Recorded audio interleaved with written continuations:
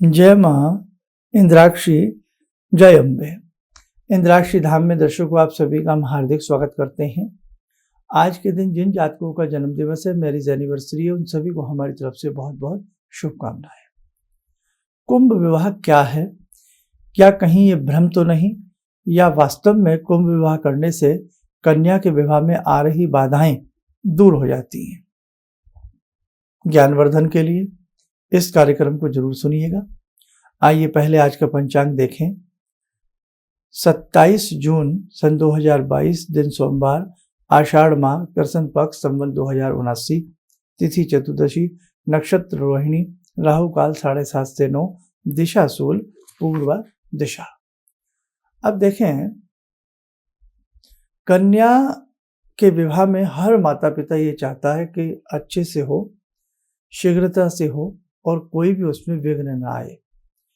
लेकिन कन्या का विवाह कई बार बड़ा लेट हो जाता है। हमारी सोच से भी ज़्यादा कई बार वो कार्यक्रम डिले हो जाता है। हर माता पिता को चिंतित स्थिति बन जाती है।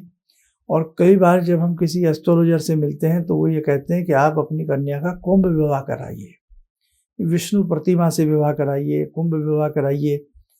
तो कई बार बहुत लोगों को ये बातें अटपटी लगती हैं, नागवार गुजरती हैं। लेकिन कई बार कुछ लोग करा लेते हैं, लेकिन परिणाम फिर भी नहीं मिलता। तो क्या है रहस्य, आइए आज जानते हैं। वास्तव में ज्योतिष में एक उपहार है, उपहार स्वरूप है ये, कि जैसे किसी को गिफ्ट देते हैं वो व्यक्ति प्रसन्न हो जाता है। ऐसे ही यदि कन्या का विवाह शुद्ध तरीके से, पूर्ण विधि विधान से, विष्णु प्रतिमा के साथ नहीं, पूर्ण कुंभ के साथ कराया जाए, तो वास्तव में कई बार किसी कन्या की जब कुंडली देखी जाती है तो उसमें वैधव्य योग छिपा होता है कि भाई पति की आयु लंबी नहीं रहेगी और ये बहुत लंबे समय तक पति का सुख प्राप्त नहीं कर पाएगी। इसके लिए भी कुंभ विवाह का विधान है। और कई बार कन्या के विवाह में कुछ ऐसे बाधक ग्रह, कुटिल ग्रह बैठ जाते हैं कि वो विवाह होने का नाम नहीं लेते। उस स्थिति में भी कुंभ विवाह की हम लोग राय देते हैं कि कराइए, लाभ मिलेगा। लेकिन आजकल कुंभ विवाह अनेकों बार ऐसे कराया जाता है कि ना कुंभ विवाह में शुभ मुहूर्त देखा जाता, चंद्रबल, ताराबल, किसी चीज को नहीं देखा जाता है, और बस उसको ऐसे ही विवाह के रूप में 7 फेरे लेकर के करा दिया जाता है। वो विधि मेरे साथ को अपूर्ण है। सही तरीके से शुभ मुहूर्त निकाला जाए, कन्या के विवाह का शुभ मुहूर्त निकाला जाए, शुभ नक्षत्र, शुभ घड़ी, ताराबल, चंद्रबल सब कुछ देख करके जैसे हम वास्तव में फेरे कराते हैं वैसे ही पूर्ण कुंभ लिया जाता है। कच्चे सूत के 10 तारों से कन्या को और कुंभ को आवेष्टित किया जाता है और उसके बाद विधि विधान से वो कुंभ के चारों तरफ कन्या के फेरे कराए जाते हैं उसके साथ में, और पूरे मंत्रोच्चारण की विधि विधान के साथ ये सारा कार्यक्रम संपन्न होता है। जैसे हम वर को उपहार देते हैं, मिष्ठान आदि देते हैं, वैसे ही जो विष्णु प्रतिमा वहाँ होती है या कुंभ के हिसाब से वो उसी प्रकार से मिष्ठान, उपहार, वो सारी सामग्री भेंट की जाती है। वो बात अलग है कि बहुत ज़्यादा नहीं, अल्प संख्या में सही भेंट की जाती है। उसके बाद बहुत विधि विधान से कन्या का जो सूत्र उसमें बंधे होते हैं, 10 तार जो धागे के बंधे होते हैं कच्चे सूत के, उन्हें कुंभ से अलग कर दिया जाता है और कुंभ और कुछ सामग्री को शुद्ध जल में कहीं ना कहीं जल प्रवाह कर दिया जाता है। बाकी जो सामग्री होती है वो जो ब्राह्मण फेरे करा रहे होते हैं उनको वहां पर दे दी जाती है। अब पूर्ण विधि है नहीं, विधि विधान है नहीं, और फिर हम ये कह देते हैं कि कार्य बना नहीं, है ना। अब वो ये है कि सब्जी बना रहे हैं किसी और चीज की, और वो उस प्रकार से जैसे उसका मेथड होना चाहिए, मेथड नहीं होगा तो स्वाद कहाँ से आएगा। समझिए आप बात को। भोजन तो सब बना लेते हैं, लेकिन स्वादिष्ट भोजन बनाना अलग बात होती है ना। तो ऐसे ही जब कोई हम विधि विधान करते हैं, चाहे ज्योतिषीय उपाय करते हैं, अनुष्ठान करते हैं, जब तक किसी भी अनुष्ठान को पूर्ण विधि विधान से आप लोग नहीं करेंगे तब तक उसका पूर्ण आनंद नहीं आएगा। देखो, फल देना भगवान का काम है, लेकिन पूर्ण विधि विधान तो इंसान के हाथ में है ना। वो तो उतना तो कर ही सकता है तो वो जरूरी है। तो जब भी आपको कोई एस्ट्रोलॉजर आपकी कन्या की कुंडली देखकर ये बतावे कि भाई ऐसा योग है इसलिए विवाह नहीं हो रहा है, इसका आप कुंभ विवाह कराइए, तो मेरी बात ध्यान रखना, पूर्ण विधि विधान से यदि कार्यक्रम नहीं कराएंगे तो समझ लीजिए आपका पैसा पानी में जा रहा है, कोई लाभ नहीं मिलेगा। नाना करते हुए पैसे खर्च उसमें हो ही जाते हैं फिर भी, है ना। तो बस इस बात का ध्यान रखना। और ये पूर्ण सत्य है कि ज्योतिषीय उपाय में कुंभ विवाह का विधान माननीय है, माना जाता है। तो आज बस हमने आपको इतना समझाना था। ऐसे गंडमूल का परिहार, आपके बच्चे यदि गंडमूल नक्षत्र में पैदा हुए हैं, 27 नक्षत्र होते हैं, उसमें से 6 नक्षत्र ऐसे होते हैं जो गंडमूल की श्रेणी में आते हैं। यदि उनका सही परिहार नहीं कराओगे, विधि विधान से नहीं कराओगे, तो कोई फायदा नहीं है, केवल आपने मन को संतोष दिलाया कि विधि हो गई है। अब बहुत लोगों का ये कहना है हमने तो अपनी तरफ से पंडित जी को पैसे दे दिए, हमने तो अपनी तरफ से ये करा दिया, हमने तो ईमानदारी से किया, भगवान जाने। ऐसे कह के आप लोग अपना पीछा मत छुड़ाया करो। अभी इसका जवाब दे रहा हूं, अभी दे रहा हूं जवाब, सुनिए।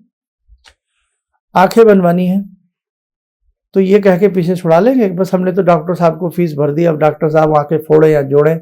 नहीं साहब, अच्छे डॉक्टर साहब की तलाश की जाती है ना, की जाती है।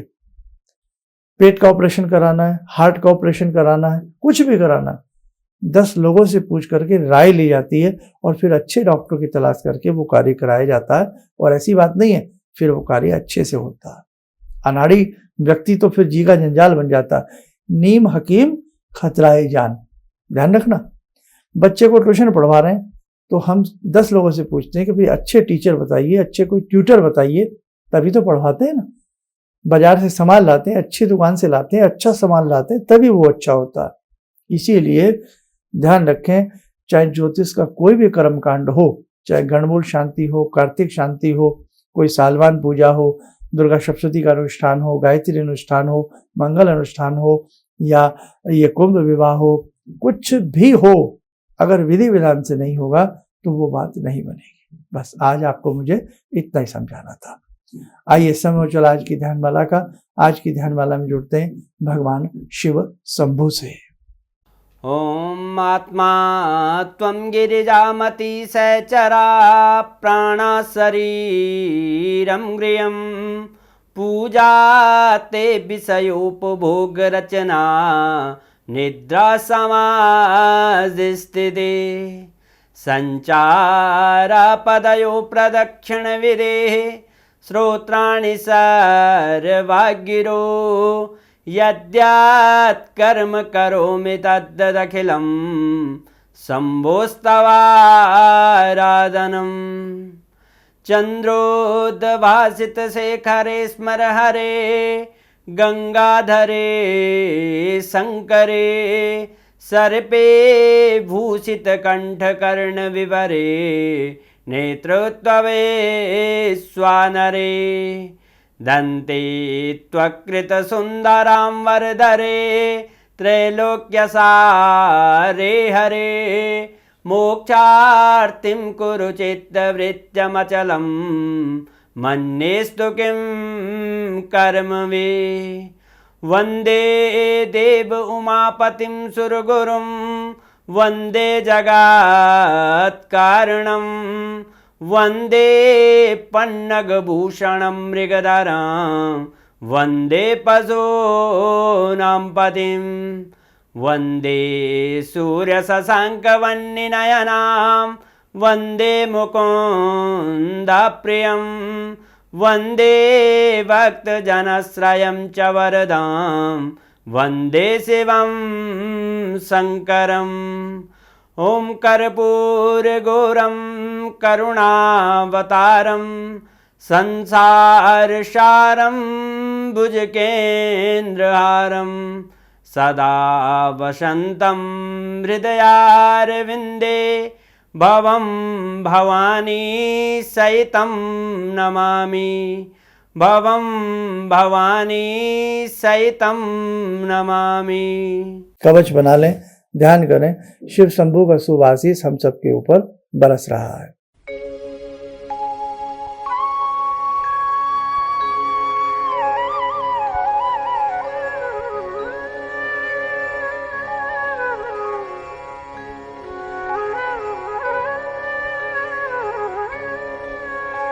ओम बोलते हुए नेत्र खोलें, सामान्य हो जाए। देखो साधकों, आगामी समय में काफ़ी इस प्रकार के महाशिविर, महाआयोजन आप सबके संग होने वाले हैं। रोज़ थोड़ा थोड़ा यह सिखाने का, समझाने का प्रयास करता हूँ और मुझे उम्मीद है कि जो भी मेरे पास है, जो भी ज्ञान है, अल्प है, टूटा फूटा जो भी है, वो आपको देने का प्रयास करता हूँ। सीखते रहिए। सीख कर भी जो सीखते रहने का प्रयास करता है ना, जीवन में वही व्यक्ति सफल हो पाता है। बस इस बात को ध्यान रखना। और इसी के साथ साथ आगामी समय में जो बड़े आयोजन आप सबके संग होंगे, उसमें भागीदारी आप जरूर लेना। जैसे अभी जयपुर में भी आगे फिर आयोजन पुनः है। जयपुर में 7 अगस्त का रहेगा, ये दिन रविवार का रहेगा। और श्रावण मास में भी इस प्रकार के बहुत सारे आयोजन हैं। मैं आपको सबको गाइड करता रहूँगा। जिन जिन साधकों की जन्म पत्रिकाएं या बहुत सारी चीज़ें हैं, वो शीघ्र से शीघ्र हम भेजने का प्रयास करेंगे। आप स्वस्थ रहें, सुखी रहें। इन्हीं शुभकामनाओं के साथ हम अपनी वाणी को विराम देते हैं। जय जय अम्बे। मेरा नाम श्रद्धा निखारे है और मेरी प्रॉब्लम थी कि मेरी शादी फिक्स नहीं हो रही थी। आपने कंगन का उपाय बताया था और मैंने वो उपाय किया भी और 15 दिन के अंदर मेरी शादी फिक्स हो गई। किसी भी समस्या के समाधान के लिए मिले प्रसिद्ध हस्तरेखा एवं वास्तु विशेषज्ञ प्रोफेसर धर्मेंद्र शर्मा जी से। नोट: शिविर में भाग लेने हेतु एवं व्यक्तिगत रूप से मिलने के लिए कॉल करने का समय सुबह 10 बजे से शाम 6 बजे तक। हमारे विभिन्न ज्ञानवर्धक कार्यक्रम देखने के लिए आप हमें अभी सब्सक्राइब करें, बेल आइकन को प्रेस करें ताकि आप देख सकें हमारा कार्यक्रम सबसे पहले। और अधिक जानकारी के लिए फेसबुक पेज को लाइक करना न भूलें।